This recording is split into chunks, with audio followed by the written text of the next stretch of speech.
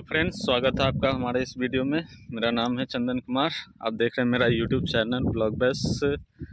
आज हम बात करने वाले हैं ऑक्सिलरी ट्रांसफार्मर के बारे में, जो कि आप हमारे पीछे देख सकते हैं। ऑक्सिलरी ट्रांसफार्मर क्यों लगाया जाता है और इसका क्या रोल है, कहाँ कहाँ उपयोग किया जाता है।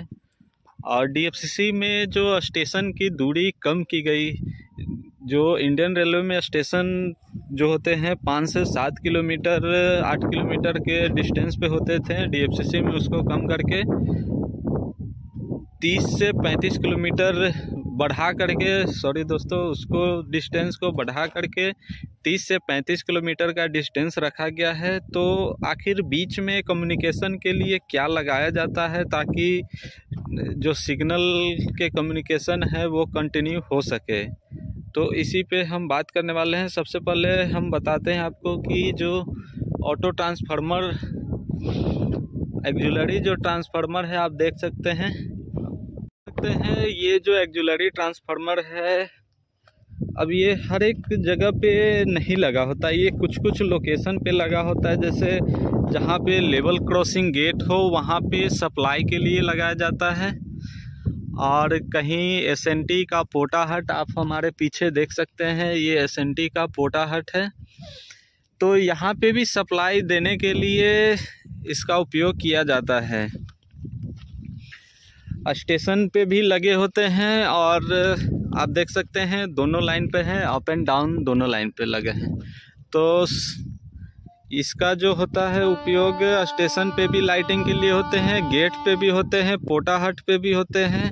तो भिन्न भिन्न लोकेशन पे लगे होते हैं। और ये देख सकते हैं इसके लिए अर्थ पिट भी बनाया गया है और एक अर्थ बॉन्ड रेल से कनेक्टेड है और एक इससे लिया गया है।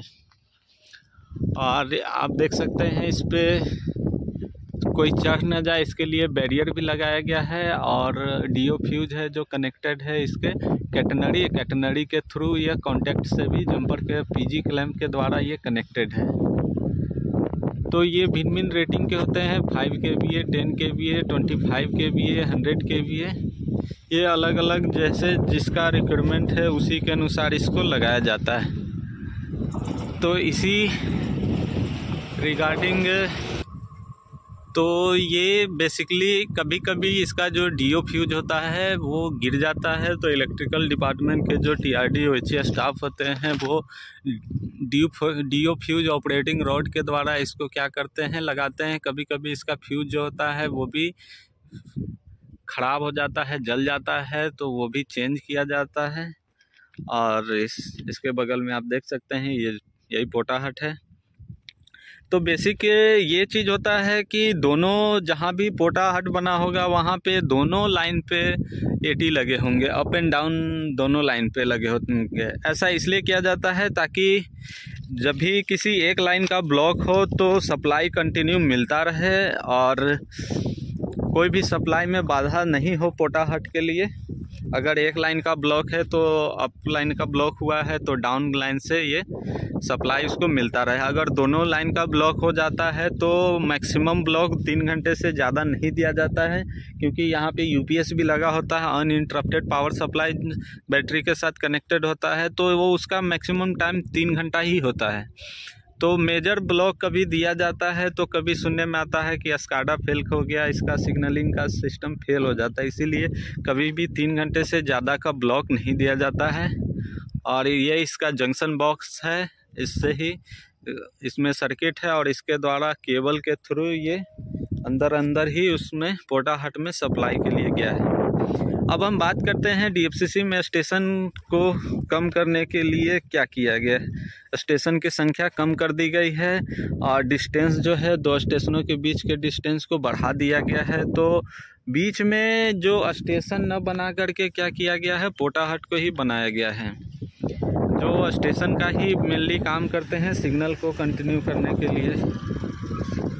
तो बेसिक फंक्शन इसका यही हो गया कि रेलवे में जो छोटे छोटे स्टेशन होते थे सिग्नल को कनेक्ट करने के लिए, कंटिन्यू करने के लिए, स्टेशन को हटा करके वो पोटाहट में ही कन्वर्ट कर दिया गया, जिसको कि एलएच बोला जाता है रेलवे के लैंग्वेज में। स्टेशनों के बीच में हर एक डिस्टेंस पे 3 से 4 किलोमीटर, 5 से 6 किलोमीटर के अंतराल पे LH बनाए गए हैं। जहां जैसा रिक्वायरमेंट है वैसे डिस्टेंस पे LH बनाए गए हैं। तो बेसिक फंक्शन यही हुआ है LH का कि वो स्टेशन को घटा करके सारा सिस्टम सिग्नलिंग का कम्युनिकेशन इसी में दे दिया गया है। और इलेक्ट्रिकल डिपार्टमेंट के ऑक्सिलरी ट्रांसफार्मर के द्वारा आप देख सकते हैं इसको सप्लाई भी दे दिया गया है। तो कभी कभी इसके सिग्नल सिस्टम में फेलियर आ जाता है सप्लाई के कारण, तो इसके साथ साथ इलेक्ट्रिकल डिपार्टमेंट भी चेक करने आते हैं कि हमारा DO फ्यूज तो नहीं गिर गया है, जिसके कारण सप्लाई इसको नहीं मिल रहा है। तो फिलहाल इस वीडियो में इतना ही दोस्तों। यही जो फंक्शन है ऑक्सिलरी ट्रांसफार्मर का जो लगे होते हैं TSS में, SPSP में भी लगे होते हैं लाइटिंग के लिए, और गेट पे, बाहट पे और स्टेशन पे जहाँ जिसका जितना रिक्वायरमेंट है उसी के रेटिंग के अनुसार लगे होते हैं। 5 kVA, 10 kVA और 100 25 kVA सारे लगे होते हैं। जब स्टेशन पे लगे होते हैं, जब लोकल सप्लाई इसका ख़त्म हो जाता है तो वहाँ पे लोकल सप्लाई ख़त्म है तो वही से सप्लाई लेकर के ऑक्सिलरी ट्रांसफार्मर के द्वारा लाइटिंग सिग्नलिंग इक्विपमेंट के लिए दिए जाते हैं। तो हमारे इस वीडियो में ही दोस्तों, अगर हमारा ये वीडियो इन्फॉर्मेटिव लगता है तो हमारे चैनल को सब्सक्राइब करें, अपने दोस्तों के साथ शेयर करें। धन्यवाद।